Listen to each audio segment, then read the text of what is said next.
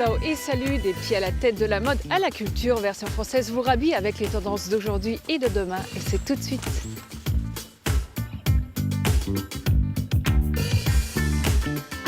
Dans les ateliers Gohard, les artisans ont de l'or au bout des doigts. Ici, la dorure prend tout son sens et s'applique même sur les skateboards. Multiculturel, le chef Pierre Sang nous emmène dans un tourbillon de saveurs franco-coréennes aux accents voyageurs. Si vous ne restez pas de marbre devant la céramique, vous allez adorer le réparage du jour. 3 adresses envoûtantes. Blanche vous fera tourner la page de votre vieille besace, découverte des créations littéraires les plus modes de la capitale. Bon pour les yeux et bon pour la tête, le tout en version 100% française, c'est Point de vue.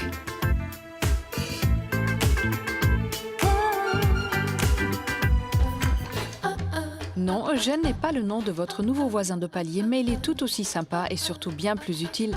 Ce boîtier est votre nouvel ami éco-friendly qui vous aide à savoir enfin si oui ou non on recycle cette conserve de haricots. On y scanne le produit en jouant à la marchande écolo et on n'a plus qu'à le jeter dans le bon bac, pratique. Si on vous dit anciens abattoirs aux abords de Bordeaux, vous répondez les vivres de l'art of course. Alors oui, dit comme ça ne sonne pas très glam, mais cet espace est entièrement dédié à la création et à la culture. Atelier d'artistes aux allures de friches sauvages, jardin partagé ou galerie d'expo, une bonne adresse à partager. Thierry Breton porte bien son nom car c'est un produit 100% made in Bretagne, tout comme son dernier livre Braise. Amoureux de la gastronomie ou curieux affamés, vous y trouverez aussi bien un recueil de produits bien de chez nous, mais surtout des recettes du terroir qui donnent envie de prendre le large. Bon, ça sera pas bientôt l'heure de passer à table ? Stylé de la tête aux pieds, on dit merci Mellow Yellow et Bleu Forêt. Motif pastèque, œil ou dents de la mer, des chaussettes qu'on fait volontiers dépasser de ses sneakers ou de ses low boots. Une collab malicieuse entre les chausseurs de Mellow Yellow et l'enseigne de chaussettes française Bleu Forêt. Bon pied, bon œil.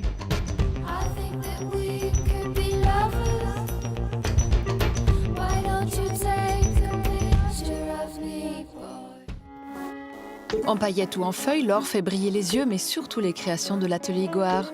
Un savoir-faire précieux qu'il nous partage aujourd'hui.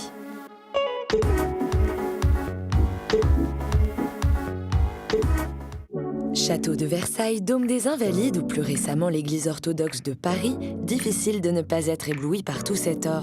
Et s'il continue à briller de mille feux, c'est notamment grâce au travail des doreurs de l'atelier Gohard. Le métier de doreur, on le résume pour beaucoup sur l'application de la feuille, mais il y a énormément d'autres applications beaucoup plus contemporaines. Il existe plusieurs techniques de dorure. La dorure sous glace, la dorure par miction et la plus ancienne, la dorure à l'eau, qu'Audrey, doreuse depuis plus de 18 ans, est en train d'appliquer. Avant de poser sa feuille d'or, Audrey va poncer et nettoyer son support à l'aide de papier de verre et de fer à reparer. Voilà, donc un support a été préparé au préalable avec de l'assiette. C'est un mélange d'une argile avec de la mine de plomb, de la sanguine et une pointe d'huile de lin sur laquelle la feuille va se tendre avec un petit peu d'eau qu'on aura collé, on mettra un peu de colle de peau de lapin voilà, pour avoir une pointe de colle. La colle de peau de lapin est utilisée dans toutes les étapes de la dorure. Sa forte teneur en collagène aide la feuille d'or à adhérer au support. Et pour travailler cette fine feuille de métal, encore faut-il savoir la manier. Donc c'est une feuille très très fine qui fait 1/10 de micron. C'est pour ça qu'on ne peut pas l'utiliser, on peut pas utiliser les mains pour l'attraper, sinon elle se désagrège complètement dans les doigts. C'est pour ça qu'on utilise toujours un outil, cette palette, pour venir l'attraper et la poser. Les gestes du doreur sont précis et méticuleux, mais l'un d'entre eux nous interpelle. Pourquoi cet effleurement de la palette sur la joue ? Alors ça, c'est pour attraper un petit peu d'électricité statique ou un petit peu de gras qui va faire que l'or va coller plus facilement à la palette. Voilà. Si cet atelier est connu pour ses chantiers de rénovation et de restitution, aujourd'hui, la feuille d'or prend aussi un tournant plus contemporain avec son application sur des baignoires ou encore des skateboards. La feuille d'or s'adapte et c'est vrai qu'aujourd'hui, on est très en lien avec le monde de la décoration, le monde des designers. Et donc on revisite l'utilisation de cette feuille d'or, on vient la traiter différemment. Le fait que les produits évoluent aussi nous permettent de faire évoluer les traitements à la feuille d'or. Dans son atelier, Laura dore des éléments d'enceinte Bluetooth. Et cette fois, pas de feuille d'or jaune, mais du Moon Gold, un or plus clair et plus froid. On est sur un alliage de 2 feuilles. On est sur du Moon Gold, c'est donc un alliage d'or jaune et de palladium. Donc le palladium est un métal pur et donc voilà, mélangé à de l'or jaune, ça donne cette feuille un petit peu champagne, je dirais. Contrairement à Audrey, Laura utilise une technique de dorure plus récente, la dorure par miction. Je suis en train de dorer des flasques d'enceinte Bluetooth. La flasque a été préparée avec un vernis, une sorte de colle qu'on appelle la miction. Et ensuite, là, je viens donc poser la feuille d'or directement au carnet, effectivement. Donc c'est une technique qui permet de poser la feuille en damier. Après avoir posé ses feuilles d'or en damier, Laura vient combler les trous avec des feuilles plus grandes. Puis, à l'aide d'un pinceau, elle enlève le surplus.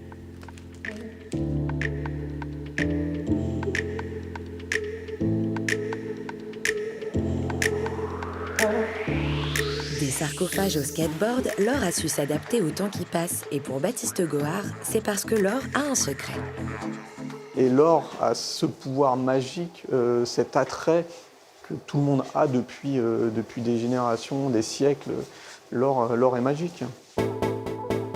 Du rococo au bling-bling, en passant par le contemporain, l'or a le pouvoir de nous éblouir et les doreurs de nous en mettre plein les yeux.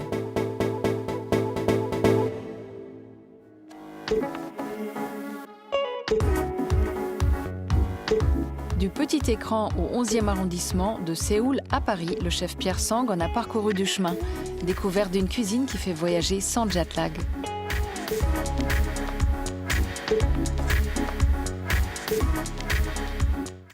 Dans le quartier d'Oberkampf, difficile de passer à côté de Pierre Samboyer, un chef au sourire contagieux.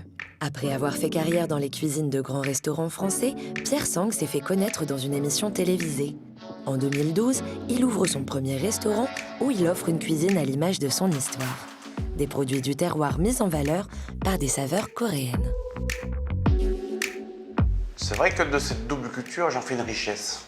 Que ce soit le déracinement de la Corée via l'adoption en France, où j'ai appris mon métier de cuisinier dans les écoles, que ce soit la redécouverte de mon pays d'origine, là où je suis né. Pierre Sang ne cuisine que des produits locaux ou de saison, car pour lui, une bonne assiette commence par le choix des bons produits. Et pour les trouver, pas besoin de faire des kilomètres. Il aime s'approvisionner chez les artisans commerçants du quartier d'Oberkampf. J'aimerais que tu me mettes quelques produits, que ce soit les radis noirs, les navets. Vous voyez, c'est des légumes qu'on a dit qui n'étaient pas traités, donc il se peut qu'il y ait des vers ou des insectes. Moi, je préfère mieux avoir des trous ou dire, voilà, c'est un légume comme moi, c'est pas bien beau, mais c'est bon, tu vois. Si le chef a ouvert ses 3 restaurants dans ce quartier parisien, ce n'est pas par hasard. Il retrouve ici un peu de son village d'enfance. Et c'est dans ce village auvergnat où il est arrivé à l'âge de 7 ans que le chef va découvrir la richesse de la cuisine française, qui est aujourd'hui un de ses fondamentaux. La cuisine française, la gastronomie française rayonne dans le monde entier. Elle rayonne parce qu'il y a de l'histoire, un savoir-faire, des cuisiniers. On partage avec différentes générations. On partage aussi avec n'importe quel public. Moi, je vois, c'est la cuisine de ma mère, la cuisine de ma grand-mère qui a fait que j'ai eu envie de cuisiner. La force du chef, c'est son inventivité. Ici, on cuisine au beurre, il faut être généreux et gourmand, sans perdre de vue la touche asiatique. Et justement, comme toutes les 2 semaines, il faut refaire la carte. L'occasion pour l'équipe de se réunir et de tester les plats. J'ai voulu faire quelque chose de différent avec ma double culture. L'Asie, en travaillant on va dire, la Saint-Jacques cru, vraiment en façon un peu sashimi, et l'assaisonnement. J'ai travaillé sur le vinaigre de riz, de l'huile d'olive, un peu de fleur de sel, et à côté, j'ai mis un peu de l'oseille pour apporter de l'acidité. Je pense que c'est un plat accompli, sans faire jeter trop de fleurs à Pierre Sang. Ce mix entre l'Asie et la France se joue à une découpe, une épice. c'est au tour de Lee de faire goûter sa nouvelle invention. Un plat entre terre avec une purée de topinambour et châtaigne, et mer avec la Saint-Jacques, sans oublier le piment coréen. Sur le côté du piment, moi je pense Lee, à votre chili, Yes. il faut mettre plus. C'est qu'il a fait une réflexion par rapport aux produits de saison, le topinambour, la châtaigne. Mais pour donner ce goût un peu plus, on va dire, délicat, peut-être rajouter un peu de truffe, peut-être.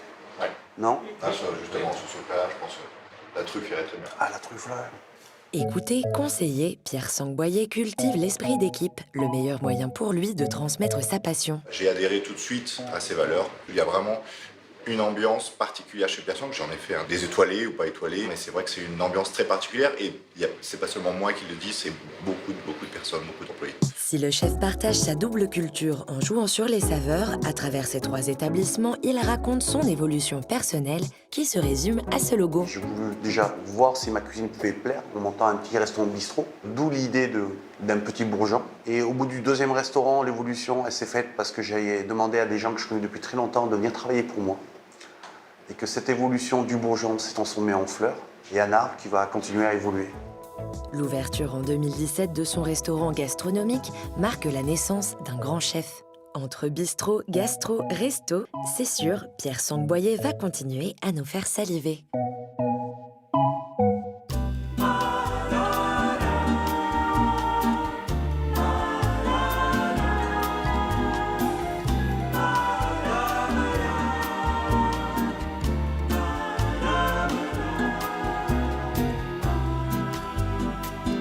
Bonjour Pierre. Bonjour Catherine. Pierre Petit, vous avez voulu être boulanger, pêcheur, ébéniste ou guide de haute montagne et puis finalement vous êtes arrivé cuisinier. Comment ça se fait?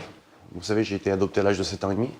C'est-à-dire que je me suis déraciné de Séoul pour m'enraciner en France. Et c'est vrai que vis-à-vis de la famille qui m'a accueilli en France, je me suis rendu compte que déjà, sans savoir dans quelle famille j'allais tomber, je savais que déjà j'étais vraiment dans l'amour. On m'avait dit que la première vraiment émotion gustative que vous avez eue, c'est en croquant une pomme. Parce qu'à Séoul, il y avait aussi des pommes et en France, elles avaient un goût tout à fait différent. La pomme, tout le monde connaît le fruit. Par contre, on ne se rend pas compte que le terroir a de l'importance au niveau du goût. Et étant déboussolé en arrivant en France, parce que tout était différent, la langue, le paysage, et surtout la chose importante, c'est tout ce qui est l'alimentation. Le goût, c'est le premier sens qu'on développe chez l'enfant. Et c'est vrai que j'avais besoin de trouver quelque chose qui puisse me permettre de me retrouver. Qui vous raccroche. Qui me raccroche. Et c'est une pomme que j'ai vue, que ma mère m'a donnée. Et lorsque j'ai croqué, j'ai eu vraiment eu la surprise parce que je m'attendais à avoir un goût vraiment différent, le goût de la Corée. Et c'est là où je me suis rendu compte qu'en France, il y a une telle richesse, une telle diversité de pommes au niveau du goût et au niveau de la qualité. La cuisine, pour vous, comme j'imagine pour tous les chefs, c'est une histoire d'émotion. Quand vous êtes retourné très jeune, 24, 25 ans en Corée, dans votre pays d'origine, qu'est-ce que vous avez ressenti? Vous savez, le retour, on va dire, dans le pays d'origine, se passe toujours par des choses négatives au début. D'abord, il y a eu un rejet, vous avez dit mais je suis mieux en France ou... Oui, je ne sais pas si c'est un rejet, mais c'est toujours une question d'identité, vous savez. On sait pas forcément d'où on vient. On a peur de se mentir, on a peur de se trahir, on a toujours peur. On angoisse, tout simplement, parce qu'on ne se connaît pas assez. Je pense qu'on peut arriver là-bas en ouvrant les yeux pour savoir ce qu'on veut réellement, si on est prêt ou on n'est pas prêt. Et comme un fruit, comme une pomme, des fois, vous savez, la pomme, si elle n'est pas mûre, elle n'a pas un bon goût. Et je pense que j'étais pas mûr, je n'étais pas assez prêt. Alors, quand vous êtes revenu, en revanche, vous avez ramené avec vous d'abord votre épouse, mais aussi une envie d'avoir ces deux cultures mélangées dans l'assiette, dans votre métier. Et vous rapportez donc des recettes, des goûts, un palais de Corée que vous avez complètement changé, que vous avez affiné. L'envie de, on va dire, de faire découvrir le pays où je suis né a été important parce que je travaillais à cette époque-là depuis, on va dire, plus de 10 ans. Et c'est grâce à mon métier que je suis retourné en Corée. Et c'est vrai que je me suis rendu compte que par rapport à mon métier, par rapport à mon histoire, même surtout pour moi, ce serait bien que j'intègre de plus en plus les produits, les envies, peut-être du savoir-faire coréen aux Français. Alors si la plupart de vos produits viennent, donc, comme vous dites, de France et de préférence pas trop loin, Comment ça se passe pour le sourcing des produits coréens, des épices, des petites touches que vous mettez dans les assiettes? Le sourcing des produits coréens, c'est important. C'est vrai que les produits coréens que je travaillais il y a 2 ans sont différents de maintenant. Je vous disais tout à l'heure, Katharina, que j'ai la chance de partir à Séoul pour aller faire un peu de sourcing aussi. Je pense qu'à un moment donné, par rapport à notre philosophie, on doit s'ouvrir un peu à tout et avoir quelques convictions qui permettent à des gens de passer un bon moment. L'énergie, vous en avez à revendre parce qu'aujourd'hui, vous avez 3 restaurants, ce qui n'est pas rien. Comment vous gardez le rythme entre les 3? Comment vous faites? C'est que je me suis rendu compte que moi, ce qui est le plus important pour moi, c'est d'avoir des gens de confiance.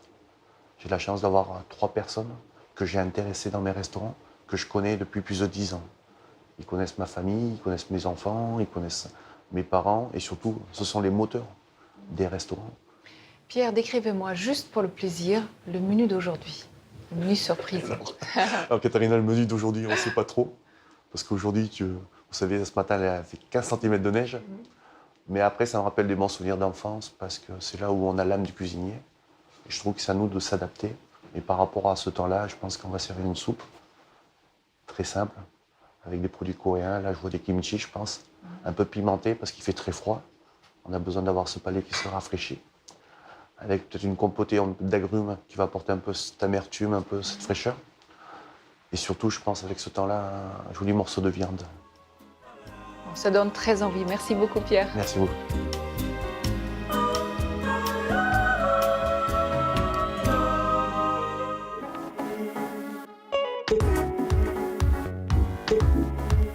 Sur les murs, sur votre table ou encore posée sur votre commode, la céramique s'invite partout et surtout à Sèvres, une institution.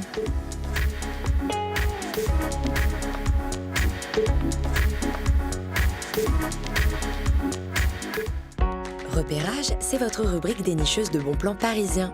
Cette semaine encore, on a marché, couru, rampé, arpenté, cheminé, exploré les rues de la capitale. Paris, capitale de la gastronomie, tout le monde le sait. Mais ce que l'on sait un peu moins, c'est que des passionnés de céramique viennent du monde entier pour admirer le savoir-faire ancestral de la manufacture de Sèvres. Depuis 1740, cette vieille maison regroupe plus de 27 corps de métier. C'est une manufacture nationale d'exception, avec un héritage qui date du XVIIIe siècle, un héritage de savoir-faire que les artisans pratiquent depuis le XVIIIe siècle, donc avec cette transmission de génération en génération qui s'opère. Ce lieu, insufflé par la Pompadour et Louis XV, se trouvait d'abord à Vincennes, mais fut très vite déplacé à Sèvres, 13 ans après sa création. Pour continuer à séduire et à composer avec son temps, la manufacture propose à la fois des œuvres contemporaines et des œuvres classiques qui en ont fait sa renommée. Le savoir-faire de ces artisans vient ponctuellement se conjuguer avec l'imagination d'artistes venant de l'extérieur, comme Louise Bourgeois, Pierre Soulages ou Christian Biéchet. C'est une maison qui, à la fois, s'appuie sur son patrimoine extraordinaire et en même temps sur sa capacité à se renouveler avec des créateurs d'aujourd'hui.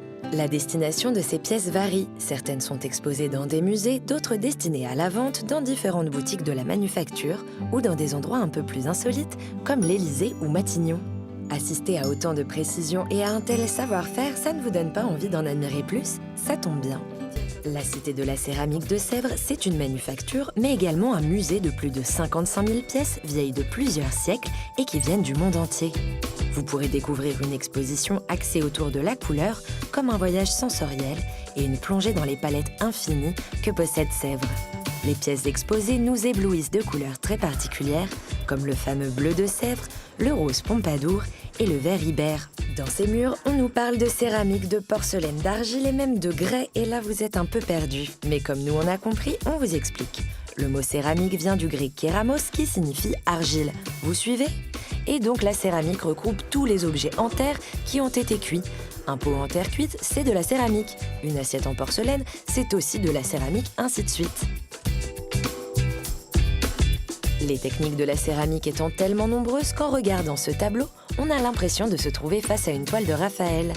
Mais vous l'aurez compris, ici le support n'est pas une toile, mais bel et bien de la céramique. Dans ce musée, vous pourrez découvrir des objets de type classique, mais également des objets un peu particuliers.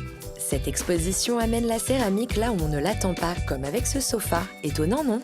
Si ce tour de la cité de Sèvres vous a donné envie de devenir un pro en la matière, on vous a dégoté un atelier pour apprendre à manier la céramique. Direction le 15e arrondissement à l'atelier Terre, etc.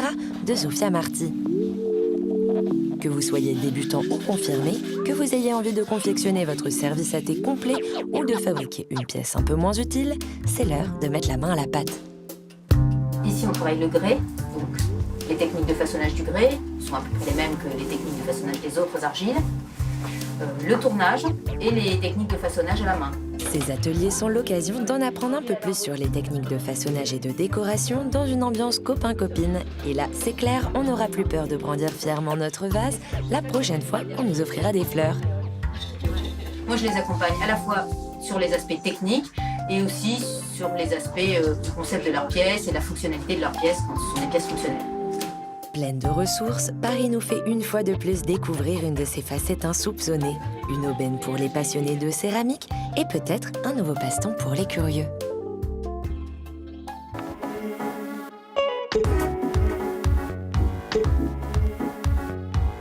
La Alice au pays des merveilles de la création, c'est Blanche. La créatrice détourne nos vieux livres pour en faire des sacs trendy chargés d'histoire.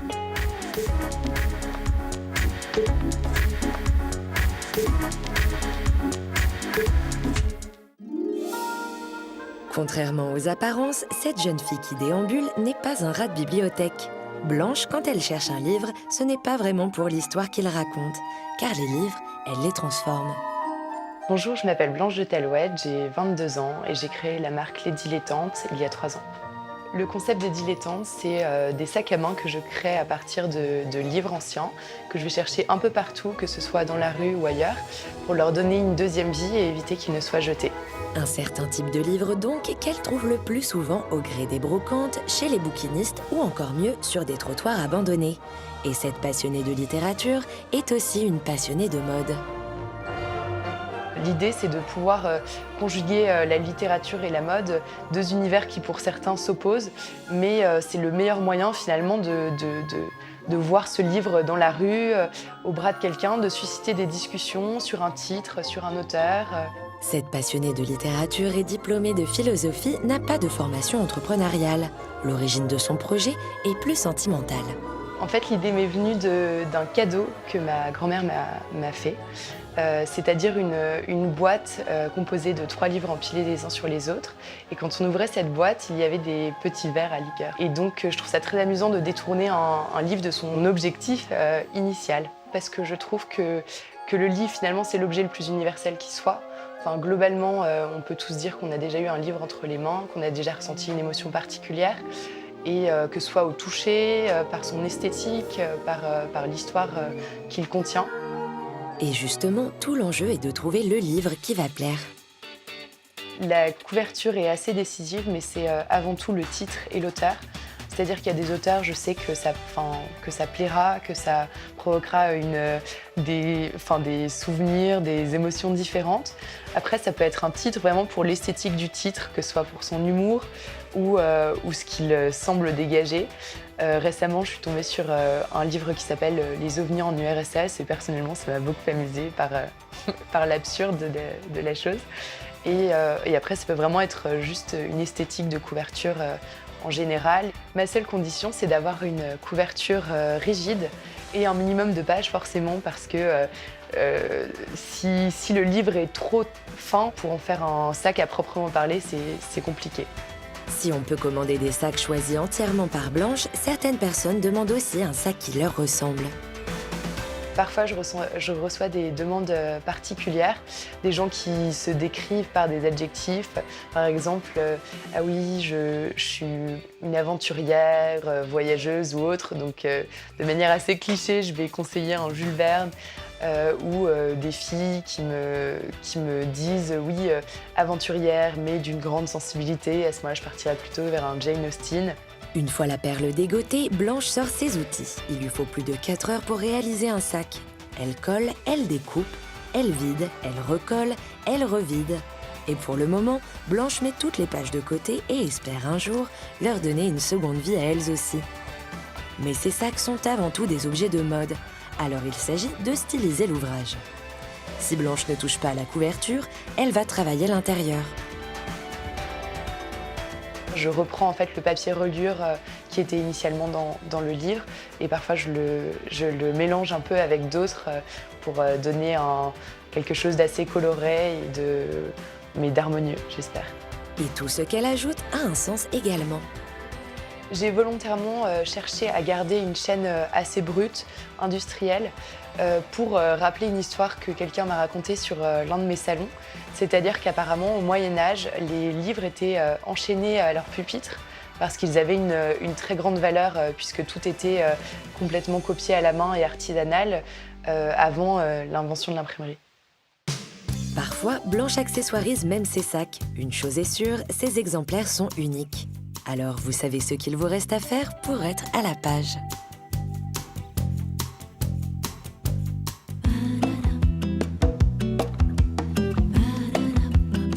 La version française est déjà terminée, mais on se retrouve très vite et restez chic toujours. Bye!